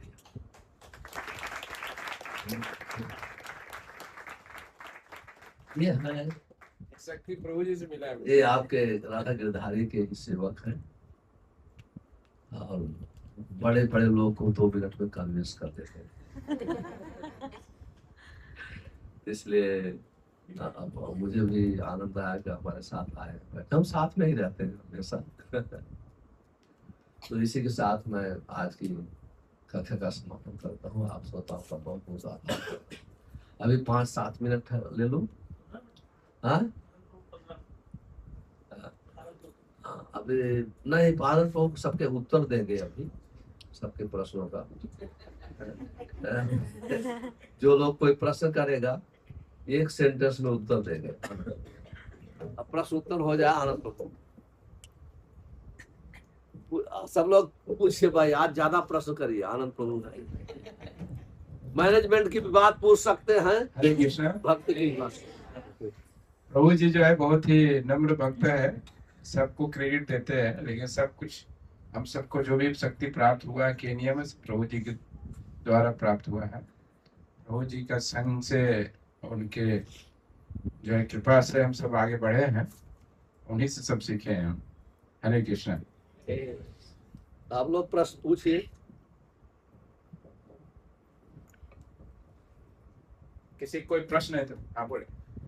जैसे महाराज जी ने बताया इतना,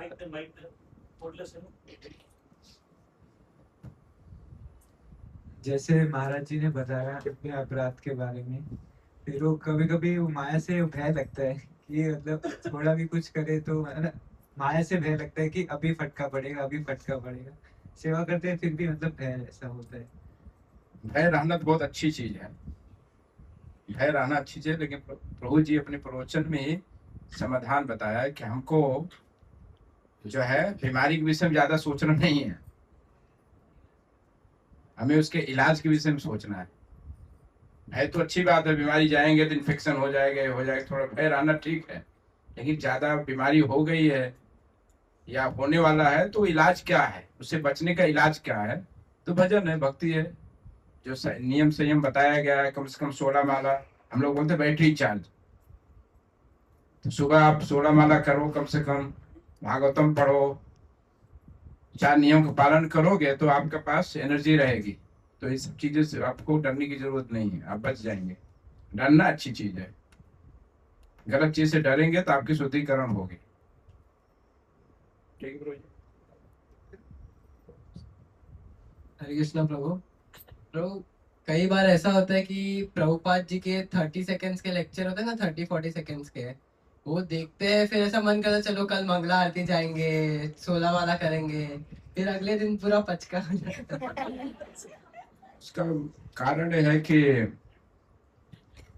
वो उतना आपको आदो श्रद्धा, प्रभु जी बोले आदो श्रद्धा, आपको श्रद्धा क्रिएट किया है, लेकिन उसके लिए आपको थोड़ा भक्तों के संग करना पड़ेगा। तो इसलिए जब तक बताया ना कि जब तक आप शास्त्र को अपने जीवन में उतारोगे नहीं तब तक उसका फल मिलेगा नहीं। तो यदि आपको पूरा, जब सोचिए 30 सेकंड का प्रवचन सुनने से आपके मन में इतनी बड़ी भावना आ गई, तो जो दिन भर सुन रहे हैं, दिन भर कर रहे हैं, उनकी कितनी बड़ी भावना होगी। आधा घंटा बढ़ा दे 30 Yes. सेकंड से तो अभी 45 मिनट का लेक्चर हो, सुनिए प्रभु जी, प्रभुपाद जी का, क्यों 30 सेकंड वाला नहीं है, वो 45 मिनट वाला भी है, तो वो चालू करिए, तो अपने आप मंदिर आ जाओगे और चैंटिंग भी चालू करोगे। ठीक है, दंडवत प्रणाम। प्रभु जी जैसे बताया था प्रभु जी ने कि मतलब जो वैष्णव अपराध है वो बहुत बड़ा अपराध है, तो वो अपराध अगर मन में ही मन में हुआ हो तो किसी को देख के कुछ ऐसे मन में आ गया गलत बात, देखिए नियम है, पहले कोई चीज मन में आता है फिर एक्शन में आता है। एक्शन में चाहिए ना, नहीं, मन में आ आता गया है, कि- तरीका यही है, पहले मन में आता है बाद में एक्शन में आता है। लेकिन यदि मन में आ गया तो कलयुग में मन का अपराध ज्यादा सीरियस नहीं लिया जाता है, क्योंकि बहुत सब, लेकिन उसका उपचार नहीं करोगे तो एक्शन में आ जाएगा। तो उसका उपचार क्या है कि जिस भक्त के प्रति अपराध हुआ है, जो मैं करता हूँ आपको बता रहा हूँ,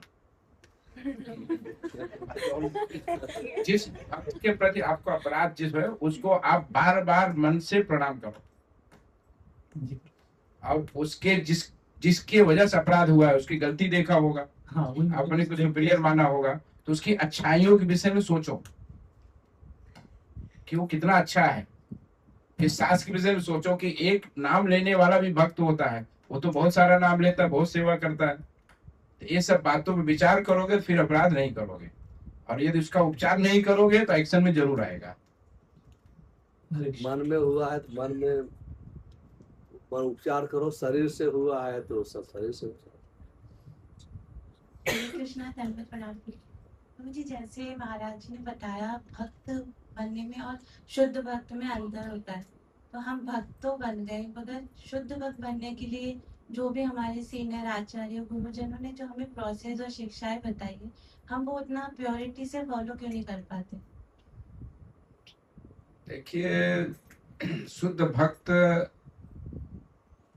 बनना इतना आसान तो नहीं है, लेकिन जब प्रोसेस है, जैसे बाथरूम में हम जाते हैं ना, तो एक व्यक्ति स्नान कर रहा है और एक व्यक्ति स्नान करने की इच्छा में है कि वो स्नान करने जा रहा है, तो आप स्नान तो नहीं कि अभी तक इम्प्योर हो, लेकिन आप लाइन में हो और आपका तीव्र इच्छा है कि अभी मुझे स्नान करना है, तो आप भी स्नान करोगे और बाहर आओगे। तो ऐसे ही है कि यदि आप भक्ति कर रहे हो लेकिन आप शुद्ध भक्तों की आज्ञा का पालन करोगे, ये आपके अंदर तीव्र इच्छा है, तो आप भी शुद्ध भक्त बन जाओगे। जैसे प्रभु जी बता अपने प्रवचन में बोल रहे थे कि भले हम शुद्ध भक्त नहीं हैं, लेकिन शुद्ध भक्त का मिशन लेके चलोगे तो आप पूरा शुद्ध भक्त का पावर आपके ऊपर संचार हो रहा है, आपका काम भी वही होगा। तो मिशन को समझो, शुद्ध भक्त की आज्ञा का पालन करोगे तो आप भी शुद्ध भक्त हो, उनके मिशन पे चलोगे तो आप भी शुद्ध भक्त हो, नहीं होगे तो हो जाओगे। ठीक है प्रभु, आपको कुछ बोलना? जो भक्त का अर्थ है अपने लाभ के लिए कार्य करता है, शुद्ध भक्त है कृष्ण के लाभ के लिए कार्य, कृष्ण की संतुष्टि के लिए, उनकी प्रीति के लिए कार्य करता है भक्त के मार्गदर्शन।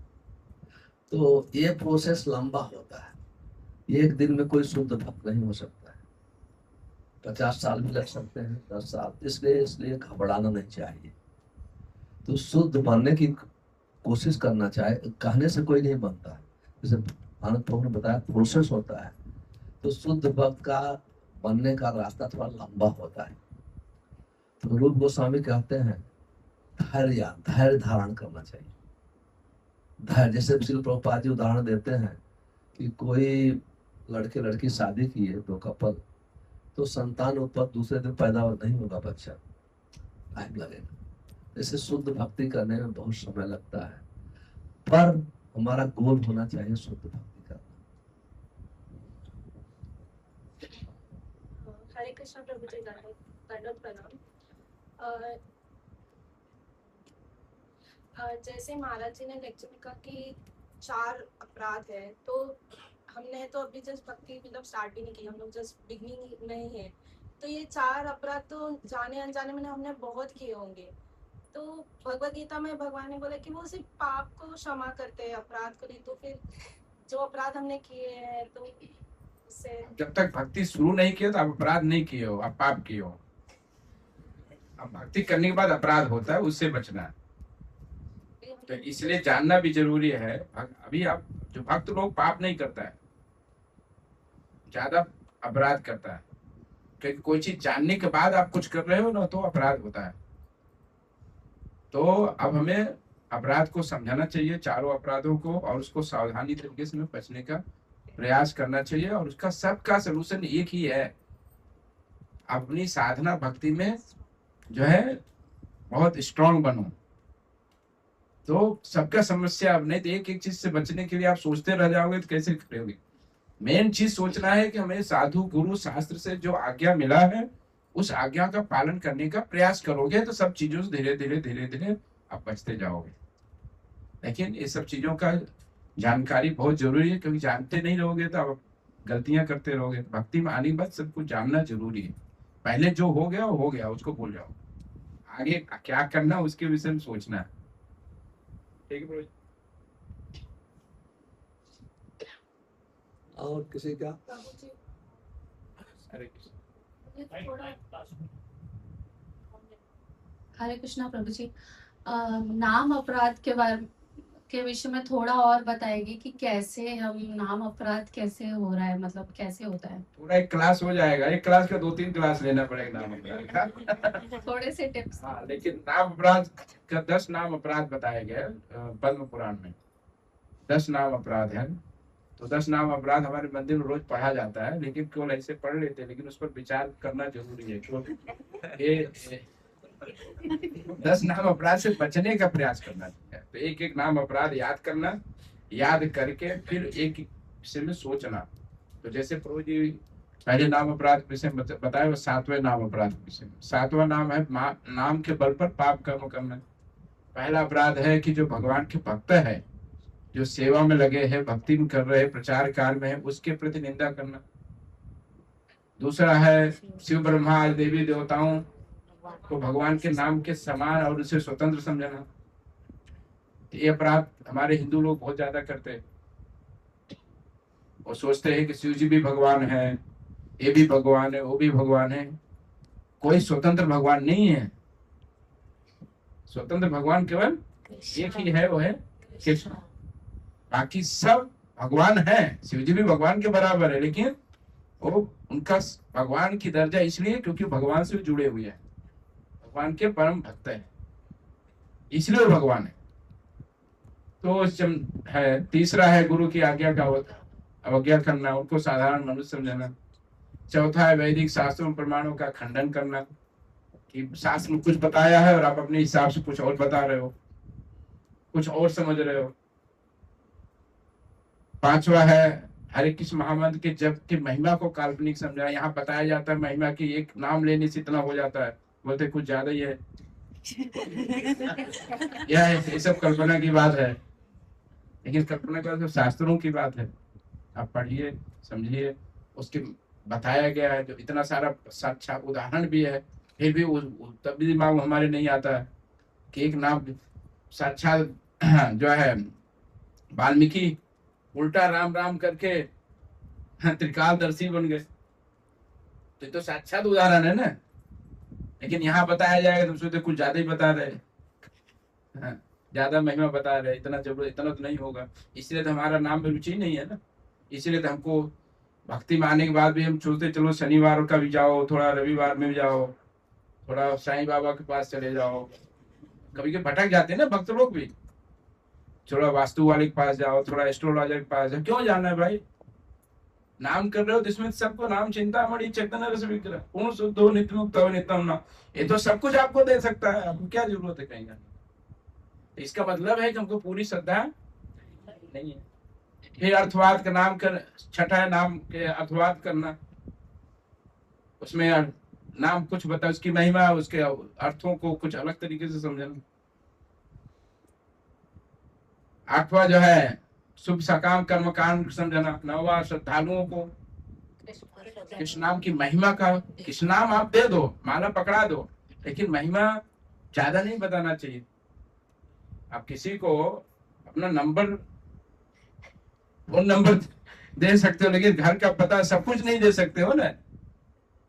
तो जो आपका मेन आदमी होगा उसको सब आप प्रॉपर सब कुछ दे सकते हो। ऐसे नाम को महिमा जो है इन जनरल जो होता है महिमा दिया जाता है, लेकिन पर्सनल जो है ज्यादा नाम, जैसे बताया ना उदाहरण दिए कि वो आए थे पहला भक्त क्या किया, उनको चरणामृत दिया, घुमाया, दूसरे दिन किताब पकड़ा दी, बाद में उन्होंने अंत में दीक्षा माला पकड़ा दिया। महाराज ये साधु रक्षक तो नहीं है ना, साधु रक्षक पता है आपको, तो पता है। तो ये है। तो श्रद्धालुओं का मतलब है ये, लेकिन प्रभुपाद जी बोलते हैं कि यह रिस्क भक्त लोग लेते हैं, इस अपराध को भक्त लोग भगवान के बिहाव लेते हैं। कभी के भक्तों लोग महिमा बताकर लोगों को भक्त बनाते हैं, कभी के रिस्क लेते हैं, लेकिन ज्यादा जरूरत नहीं है।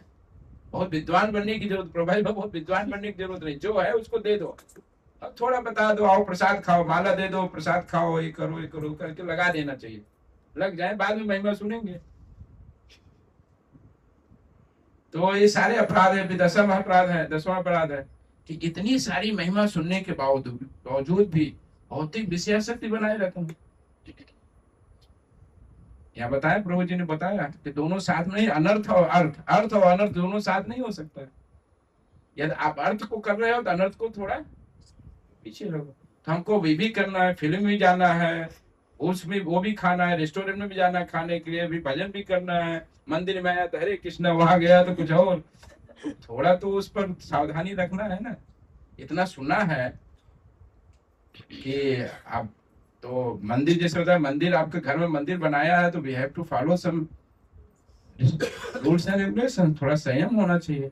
भक्ति ले लिया, माला पहन लिया, कंठी पहन लिया, मंदिर जा रहे हैं तो हमको देखना चाहिए कि हम साधु के रूप में हैं, तो हमको लोग देख रहे, तो हमको कुछ नियमों का पालन करना चाहिए। हमारा ऐसे ही रूल रहेगा, पहले जैसे तैसे रहेंगे तो हम भक्त कैसे बनेंगे। तो भौतिक विषयासक्त जो है उससे दूर रहना। भौतिक विषयासक्त मतलब है आदम में जैसे सिंपल लिविंग, हाई थिंकिंग। तो सिंपलीफाई करना चाहिए, लाइफ स्टाइल सब कुछ धीरे धीरे सरल करना चाहिए। जितना सरल करोगे उतना भजन ज्यादा होगा, जितना कॉम्प्लिकेटेड करोगे उतना कम भजन होगा। तो ये सब, इस पर तो पूरा प्रवचन बहुत हो सकता है, लेकिन तो सिंपल है। 10 नाम अपराध आपको प्रभु जी दे देंगे, उसको पढ़िए और समझिए और उसका पालन करिए, ठीक है।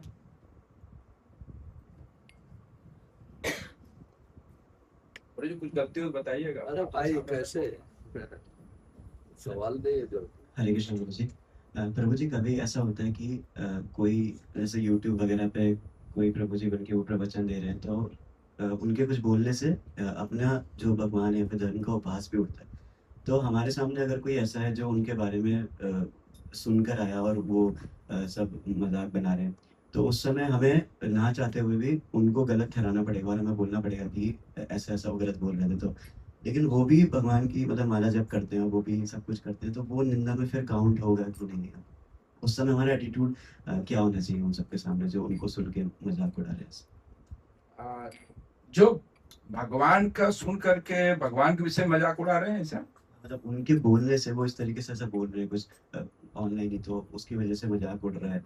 तो हमारे सामने कुछ ऐसे लोग हैं जो उनको सुनकर आए और वो वही बोल रहे, तो वो हमारे सामने मजाक उड़ रहा है, तो हम ना चाहते हुए उस समय हमको बोलना पड़ेगा कि नहीं वो ऐसा ऐसा गलत बोल रहे थे, जबकि वो भी माला जब करते हैं, वो भगवान का भक्ति कर रहे हैं, तो वो फिर निंदा में काउंट होगा कि नहीं।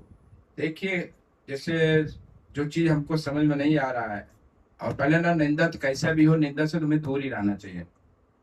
पहला नंबर दूर हो जाना चाहिए। जो बताया 2 रास्ते, या तो आपके पास इतना क्षमता है उनको कन्विंस करके समझाओ, और नहीं है तो वहां से चले जाओ दूसरा रास्ता, गला तो काट नहीं सकते। एक चैतन्य महाप्रभु मना किया है, चीज नहीं करना है। कलयुग में एक चीज नहीं करना है, तो दूर हो जाओ। आपने गलत सुन लिया, चले जाओ। यदि आपको कुछ लगता है तो समझाओ, आपको शास्त्र का ज्ञान है, इतना है तो आप भिड़ जाओ और समझाओ। नहीं समझ में आया तो आप निकल जाओ, और क्या कर सकते हैं। आपका YouTube का जो प्रश्न है, हजारों साधु होते हैं, आप वो वैष्णव है कि प्रभुपाद जी की सोसाइटी का साधु है, आप सब YouTube में तो साधु भी कोई कोई होता है, मोस्टली लोग तो कलाकार होते हैं। कलाकार होते हैं, तो वो अगर कोई भक्त लोग उनको हंसी उड़ा रहे हैं तो आपको उन पे इंटरफियर नहीं करना है।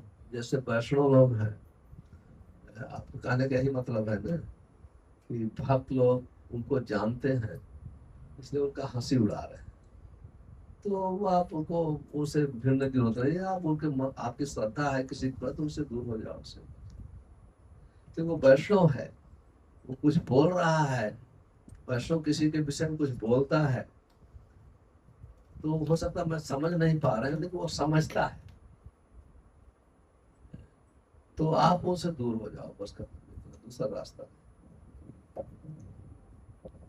और किसी का प्रश्न? हरे कृष्ण प्रभु जी। हाँ, डन। जैसे कि हम लोग कभी 10 अपराध में से कोई भी अपराध कर रहे हैं, जैसे हम लोग किसी पेशेंट वाले को माला दे रहे हैं, मतलब हम लोग खुद अभी तक उतने एफिशिएंट नहीं है, हम लोग को समझ रहे हैं कि हम लोग सही कर रहे हैं, लेकिन जाने अनजाने में कुछ भी अपराध हो रहे हैं हमसे, तो ये तो मतलब पाप से ज़्यादा तो अपराधी मतलब हम लोग 16 माला तो कर रहे हैं, लेकिन उससे ज़्यादा तो अपराध करेंगे, क्योंकि हम लोग किसी को भी माला दे रहे हैं, फिर वो लोग नॉनवेज खा रहे हैं, या सराउंडिंग में हम लोग उनके जा रहे हैं, जहाँ पर हम लोग का साधु संग छोड़ के दूसरे में जाके उनके तरीके से फिर हम लोग अपने को चेंज करते हैं, और हम लोग उधर सुपीरियर कंसिडर करने लगते हैं कि हमको उनसे ज़्यादा मालूम है, भले हम लोग को कुछ भी नहीं मालूम है, लेकिन जहाँ पर जीरो ज्ञान है वहाँ पर हम लोग को 0.001% भी लगता है कि बहुत कुछ मालूम है। ऐसे हम लोग मतलब साधु संग या हम लोग के सराउंडिंग में रहते हैं, तो कुछ मेंटालिटी जैसे बचपन से पॉन हुए हैं, तो वो मेंटालिटी हम लोग के हमेशा रहती है कि हम लोग सुपीरियर है, सामने वालों को कुछ नहीं आता। एक तो वो है सर, शुरू में ऐसा होता है, लेकिन यदि भक्ति करोगे, आप माला सही तरीके से करोगे ना, भक्ति का फल है कि दैन्यता। माला करने का मतलब दैन्यता। आप माला ठीक से करोगे तो आपके अंदर दैन्यता आएगी, आपके अंदर नम्रता आएगी, और आप किसी को माला दे रहे हो, भले वो कितना पापी है, तो उसके लिए आप मदद कर रहे हो, उसको थोड़ी पाप कर रहे हो आप, तो बीमार आदमी है, उसका दुख दूर कर रहे हो। तो किसी कोई भी पापी हो, शराबी हो, कभी सबको माला दे दो, कोई बात नहीं है, सबको माला दो। माला तो बांटना चाहिए, इसमें कोई तकलीफ की बात नहीं है, समझ रहे। लेकिन प्रॉब्लम है कि आपके अंदर कि हम बहुत सुपीरियर हैं, ये चीज हमारा मतलब माला ठीक नहीं हो रहा है। तो और ठीक से करोगे तो धीरे धीरे अंदर दैन्यता आएगी, फिर आप किसी भी माला दोगे सब चालू कर देंगे माला। जब आपके अंदर दया आएगी, कंपैशन आएगा, दैन्यता आएगी कि सबका उद्धार करना है, ऐसी भावना जब आएगी तो आप जिसको भी माला दोगे सब करेंगे।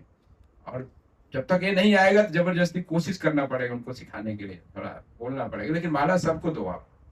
माला तो हम लोग देते हैं 10 में से मतलब सब 7-8 लोग करते हैं, बाकी का तो पता नहीं चलता। फिर भी बहुत है, उसका जो करे उसका भी फल मिलेगा। और माला दो, पर आप शिक्षा गुरु मत बनो। ऐसा नहीं मैं माला दिया तो उसको मैं उसका गुरु हो गया।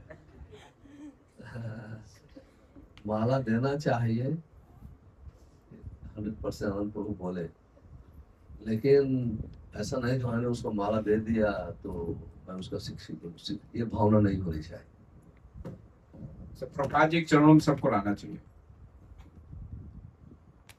और प्रभु जी जैसे कि हम लोग मोह माया, जैसे महाराज जी ने बताया था, मोह माया मतलब हम लोग को पहले लगता था सिर्फ फैमिली वगैरह या पैसा वो सब, लेकिन जैसे उन्होंने बताया मोह माया मतलब सिर्फ फैमिली और ये नहीं है, तो उससे परे हट है। जब तक मतलब जब तक लेक्चर नहीं सुना था मुझे लग रहा था मोह माया मतलब फैमिली जो कुछ सराउंडिंग में हो सब मोह माया में आ रहा है। फैमिली तो कभी के भक्ति में मदद करता है, तो मोह माया का मतलब है यहाँ जो प्रभु जी पूरा भागवत इसी पे चला आज। जो आपको भगवान की भक्ति से जो भी चीज दूर करता है वो सब मोह माया। जो चीज भक्ति में आपको मदद करता है वो सब भक्त है। वो अलग अलग टूल्स है भगवान की भक्ति में आपको बढ़ाने के लिए। जैसे हम लोग अभी जो डे टू डे लाइफ जी रहे हैं, वहाँ पर हम लोग दोनों लाइफ जीते हैं। मतलब डे टू डे लाइफ जो होती है वो हमारी अलग होती है, और यहाँ आने के बाद हमारी लाइफ अलग हो जाती है। मतलब डुप्लीसिटी। नहीं, डुप्लीसिटी उसको नहीं बोलते हैं। आपकी कुछ ड्यूटी है, कुछ कर्तव्य है, वो आपको करना पड़ता है, वो करिए आप। उसको डुप्लीसिटी नहीं बोलते। डुप्लीसिटी उसको बोलते हैं कि आप जो है इधर भगवान की बात कर रहे हो और यहाँ से जाने के बाद और आप दूसरे को कुछ इसके विपरीत शिक्षा दे रहे हो, उसको डुप्लीसिटी बोलते हैं। आप बाहर की दुनिया में आप बिजनेस कर रहे हो, आपको प्रॉफिट नहीं कमाओगे तो जीवन कैसे चलाओगे? थोड़ा तो बोलना पड़ेगा इसमें प्रॉफिट नहीं कमाते हैं, समझ रहे? अब इसको डुप्लीसिटी नहीं बोलते हैं। ये आपकी ड्यूटी है। दो चीज है, आध्यात्मिक ड्यूटी और आपकी भौतिक ड्यूटी। तो आध्यात्मिक ड्यूटी जो है आपका साधना भक्ति है। भौतिक ड्यूटी है आपका जो आपका संसार चला रहे उसके लिए जो कुछ करना है, तो उसमें तो थोड़ा बहुत आपका कंप्रोमाइज करना है। उसमें क्या चीजें करते हो ऐसा अंदर से गिल्ट फीलिंग हो रही है कि हम लोग गलत कर रहे हैं, लेकिन फिर भी वो तो गिल्ट फील करो। इसका मतलब है कि आप भगवान आपको शिक्षा दे रहे हैं अंदर से, तो वो चीज आप छोड़ो। जो चीज जहाँ गिल्ट फील हो रहा है, इसका मतलब you now serious in spiritual life. Krishna is guiding you from inside. तो जहाँ गिल्टी फील हो धीरे धीरे उसको हटाइए। हो गया टाइम ज्यादा।